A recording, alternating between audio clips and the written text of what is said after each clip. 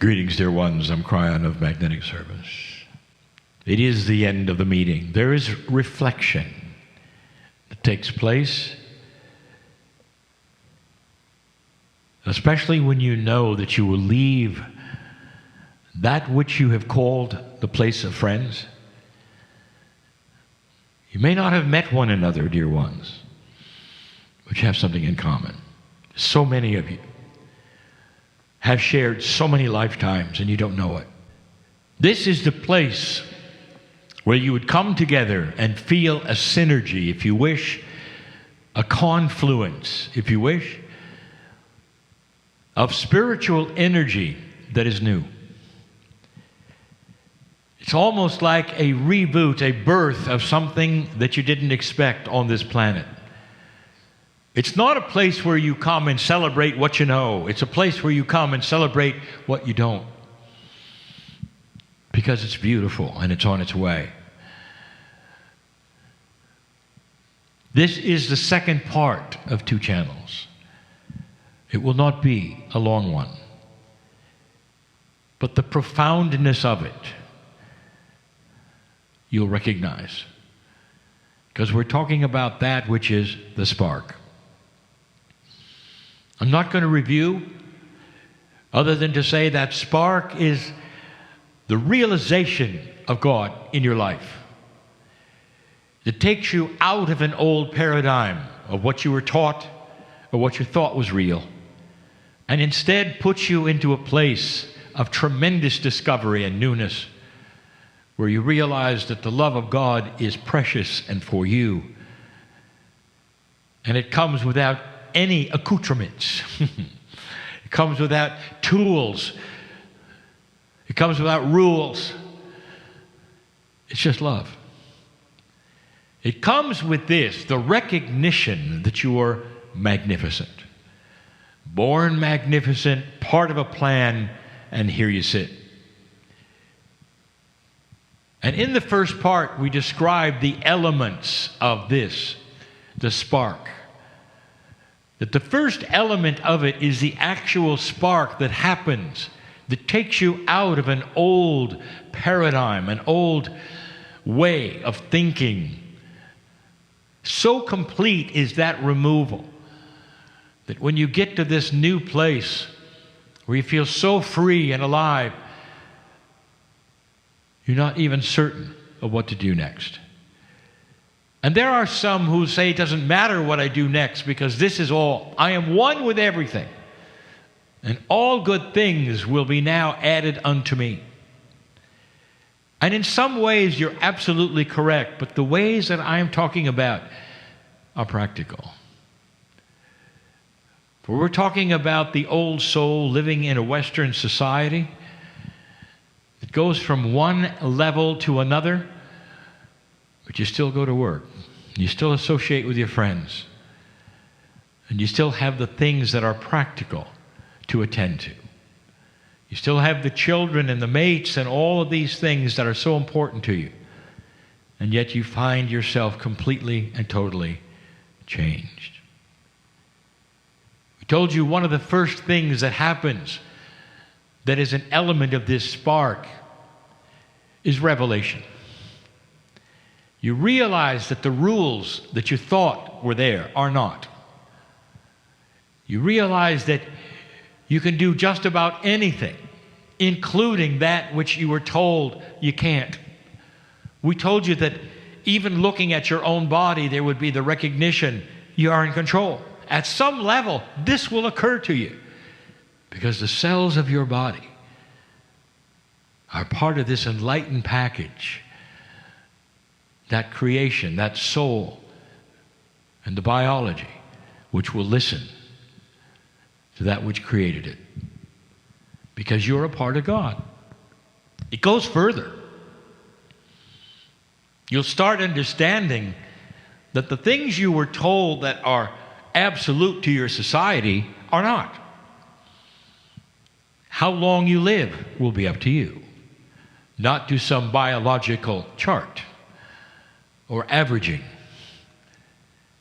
That the susceptibility, perhaps, even to disease and these things can be thwarted or changed or manipulated with consciousness. No one ever told you that, but the consciousness that you're talking about is the consciousness that you have in an alliance with the seed of God within you. Dear ones, I'm going to say it again. Part of the Creator is in you. That is the premise of the creation story itself. This part of God that is in you is a part that can be then expanded with a consciousness that will start to raise and develop, enhance itself, and evolve. What do you do next? In the last channel we even ended, we said, what happens when you then realize that nothing that you have experienced, not even a little of it, is being experienced with those around you? And the first reaction will be sadness, then there'll be empathy, and there'll be frustration. Because you cannot do anything at that moment in time to convince anyone to open that door. This is a decision that must be done individually, one at a time. So the idea of evangelizing what you have discovered is an old paradigm. The idea of giving somebody material or giving them a course or giving them training or telling them stories, that's the old way. And you realize you have work to do. There's another paradigm at hand.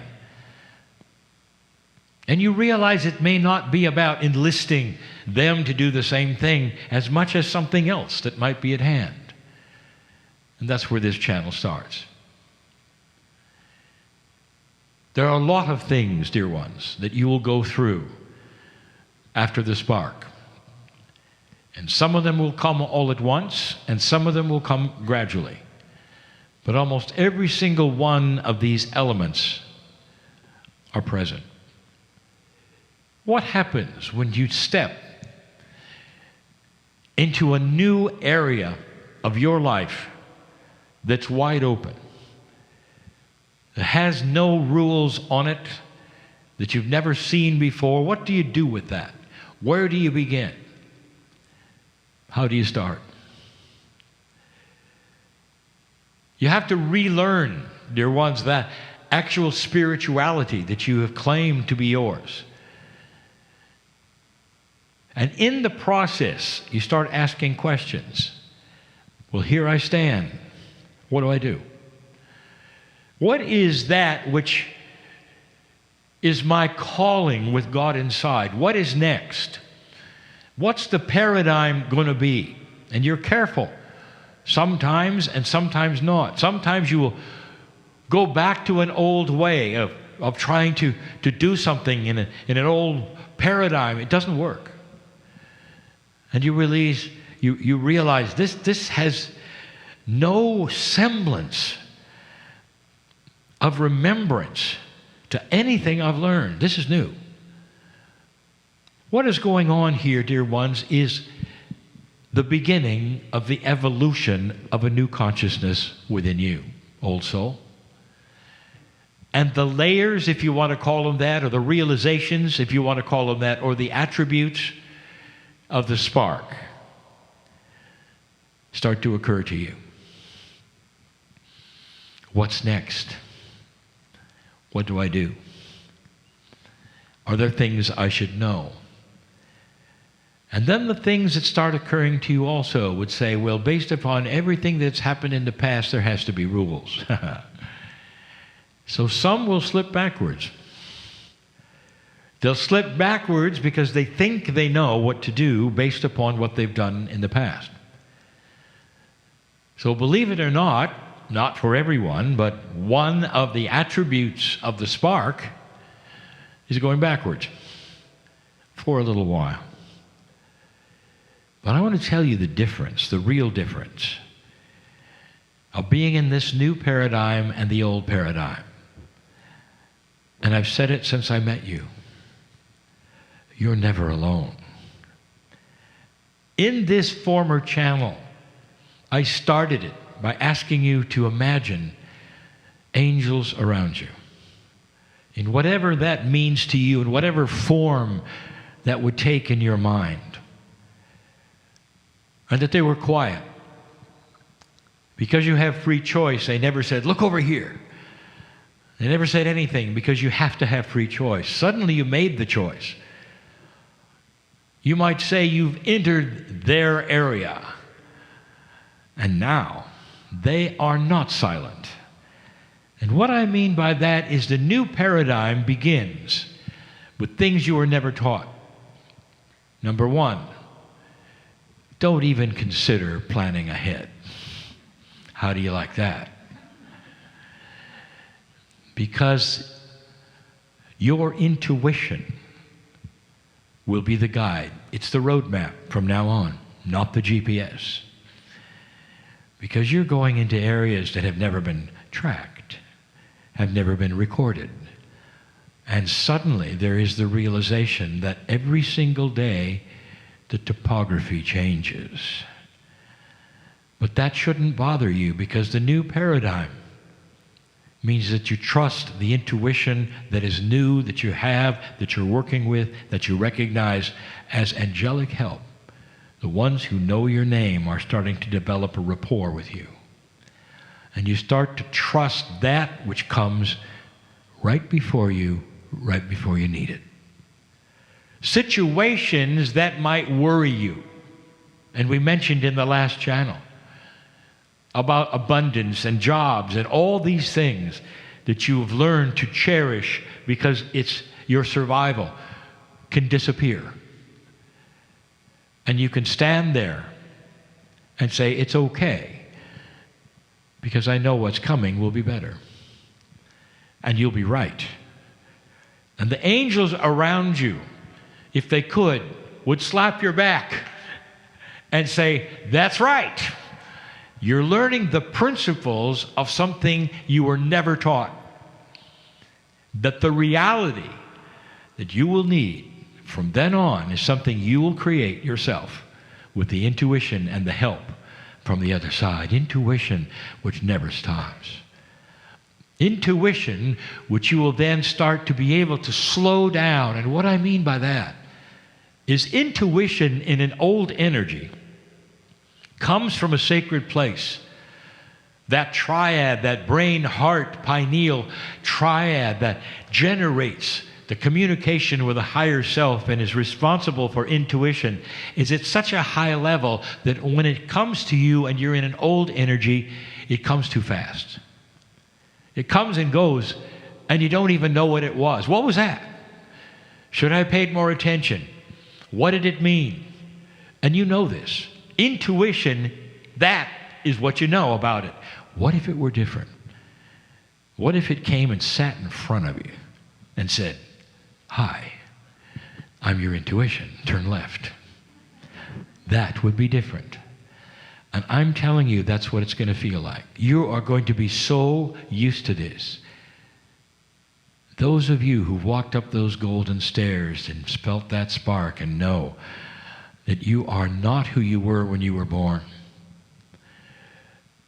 will start to get signals from yourself. So if I could make this a teaching day, I would say to you, learn to honor them, recognize them, and follow them. Whereas in an old energy, that which is the logic and the synapse of your brain would talk you out of it. That is what changes. That synapse of logic, which is supposed to be your survival, that has always been your survival, you're going to have to put it in another layer.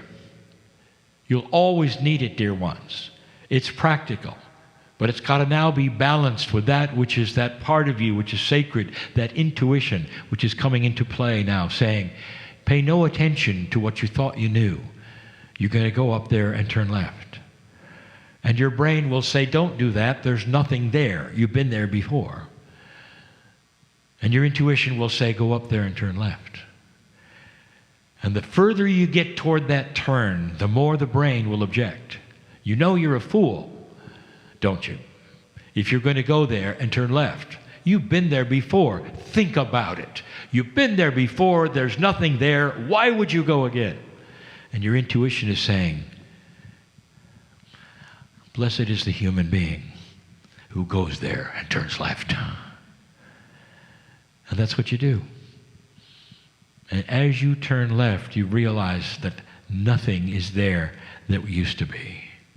That instead what is there is new parameters, new people to meet, different situations, and surprises called synchronicity. What's the brain's response? It doesn't have one. It's not built for that. It doesn't react. It simply will give you more bad instructions later. You see, the difference is to put it where it belongs and to change the hierarchy of who you listen to within yourself. That is one of the attributes of learning to use the new paradigm and work with a new paradigm. Another attribute will be this: frustration. Frustrations that things are not then fitting together fast enough. Now, I don't suppose there's anyone in here who feels that. This is the attribute of the old soul. I know you're right. I feel you're right. I am doing these things. I'm doing my best, and it's not fast enough. When are these things going to happen, Kryon? And the answer is they are happening in front of your nose, but you're not aware of them because they're either happening outside of the purview that you normally see, or they're happening in a way you didn't expect. You have to now understand the field. We're not going to teach the field yet again now. Later we will. The field is filled with unrecognized potentials.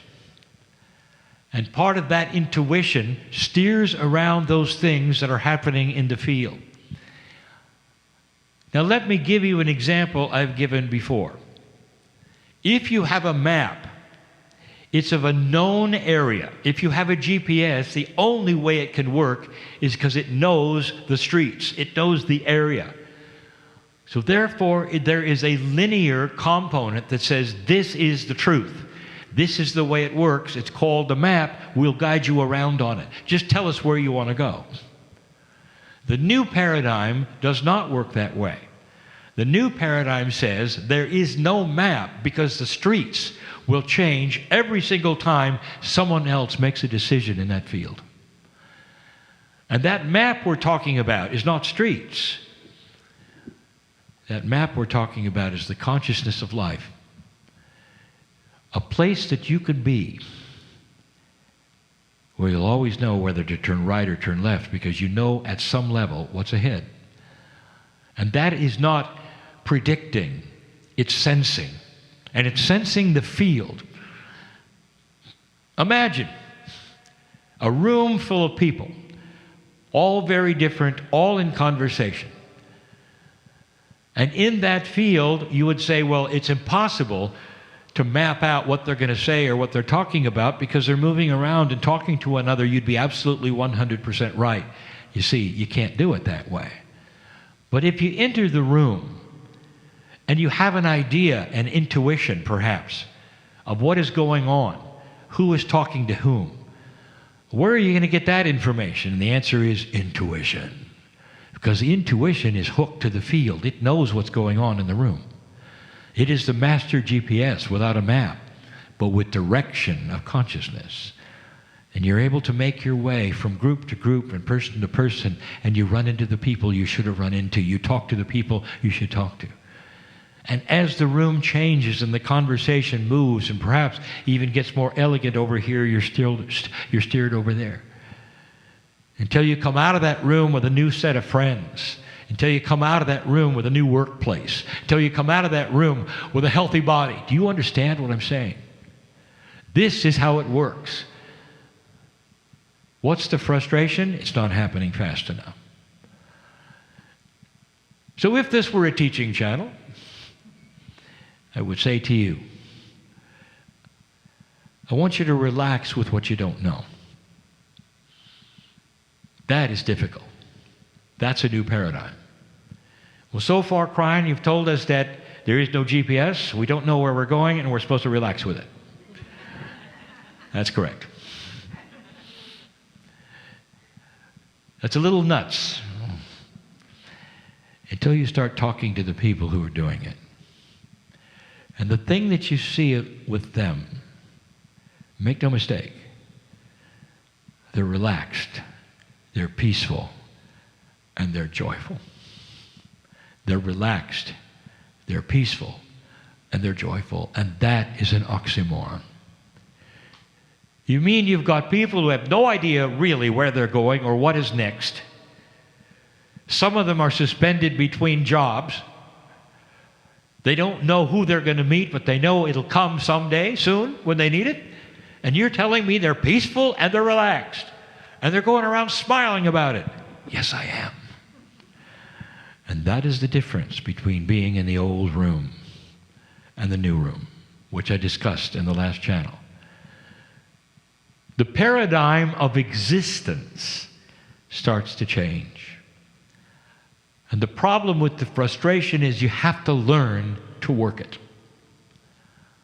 And after you've done that, and after you have the practical that is no longer then irritating you and frightening you, and you get to this place where you say, I'm really beginning to understand, and I'm starting to be peaceful, and I'm relaxing, and all these things, and you start to understand how life will work. You still don't have the answer. What am I here for?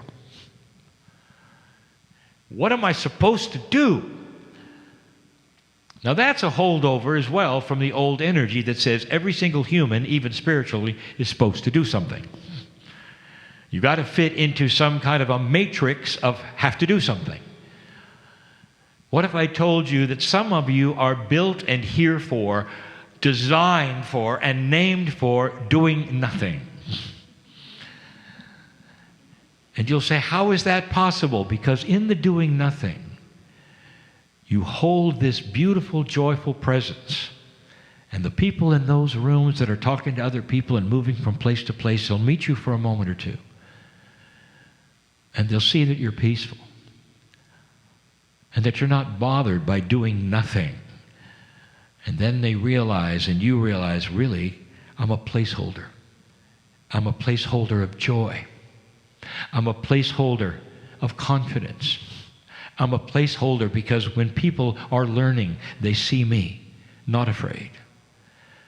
They see me, although I'm not writing a book, or I'm over here doing this or that, or I'm not doing any of these things that you're supposed to do. I am just existing. But what I am doing as existing is I am holding a place of compassion for this planet where people see me. And it rubs off.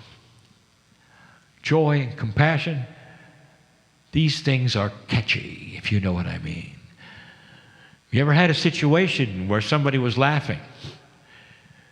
And scientists will say, well, it's the mirror neurons in your brain that make you laugh. Or they're yawning, and the mirror neurons in your brain are making you yawn. It's a little bigger than that when you have joy in a place where people have not seen joy before. What if you're here to hold that so that wherever you are and whoever you meet is influenced by the lighthouse you are that sits there and does nothing but turn and broadcast love, compassion, and joy, and love, compassion, and joy for the rest of your life? Is that good enough for you? It's a new paradigm. Not everybody has to have a contract to do something important for God. What's more important than sitting there and broadcasting joy and compassion and love so that everyone can see the light? Perhaps you're the one that they would be attracted to so they can move on to another group and find that which they needed for healing, that which they needed for peace and comfort for the next portion of their life. Do you see what I'm saying? There's so many unexpected things. Others will say, yes, but I know that I'm here for a reason. There's something here I'm supposed to do. I know it. Tell me what it is. And so now I'll repeat what I repeated a week ago. that what you have to learn to do in this new paradigm, after the spark, after all these attributes, after you've learned, after you're through the frustration, after you're peaceful with yourself and want to know what's next, that which is next will shock you. And I've called this, stop the car and sit down. Because everyone's driving. No matter what. That metaphor of driving means you're still going from A to B in your life. You got the ideas of what's next or what's not next, or what might happen or what might happen. You're driving the car of your reality, not understanding that that's got to stop. Well, how do we do that? And what do you mean? I actually mean stop for a while. Physically. Go to a place where no one knows you or that you are, just for a few moments if you have to. Get away. Suspend what's going to happen when the clock gets to a certain place and you have an appointment. Suspend what might happen with the clock at all. And sit down, put your hand up, and dare to be loved. And you say to Spirit, dear Spirit, I have no idea what I'm doing, but you do. Dear Spirit, I have stopped the car for a moment because in the silence there is a message. And in the silence you will start to hear. We'll never hang up the phone. We're with you forever. And this is just the beginning. If you'll stop more often. Because there are tools at hand that you have no idea about. That come from an area you have no idea about.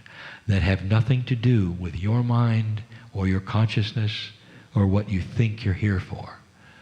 Stop the car and forget everything you've ever been told you're here for. Because what you are here for is a paradigm that hasn't happened yet. You're preparing this planet for something that's never, ever been even thought of. A high consciousness that will start to develop, that's already started, will change absolutely everything.